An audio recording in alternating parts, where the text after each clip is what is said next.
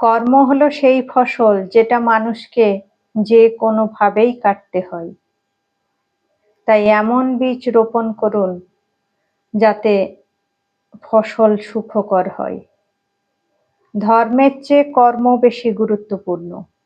আপনি যদি ধর্মের পথে চলেন তাহলে আপনাকে ঈশ্বরের কাছে চাইতে হবে, কিন্তু আপনি যদি ভালো কর্ম করতে থাকেন তাহলে ঈশ্বর স্বয়ং আপনাকে তার ফল প্রদান করে থাকবে। আনন্দটা নিজেকেই খুঁজে নিতে হয়, কারণ দুঃখ দেওয়ার লোকের অভাব নেই। এই পৃথিবীতে ফ্রিতে কেবল মা বাবার ভালোবাসাই পাওয়া যায়, বাকি সব সম্পর্কের জন্য মূল্য চোকাতে হয়।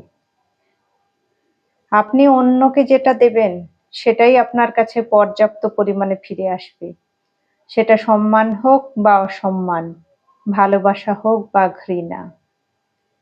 ভরসা সব সময় নিজের ওপর রাখবেন, কারণ স্বার্থে আঘাত লাগলে মানুষ গিরগিটির থেকেও দ্রুত রং বদলায়।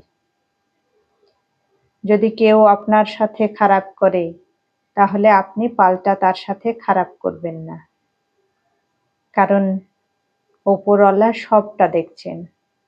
আপনি কি করছেন সেটাও দেখছেন, আবার অন্যেরা কি করছে সেটাও দেখছেন। আর আমাদের প্রত্যেককেই তার কৃতকর্মের ফল এখানেই ভোগ করে যেতে হবে, সেটা ভালো হোক বা খারাপ।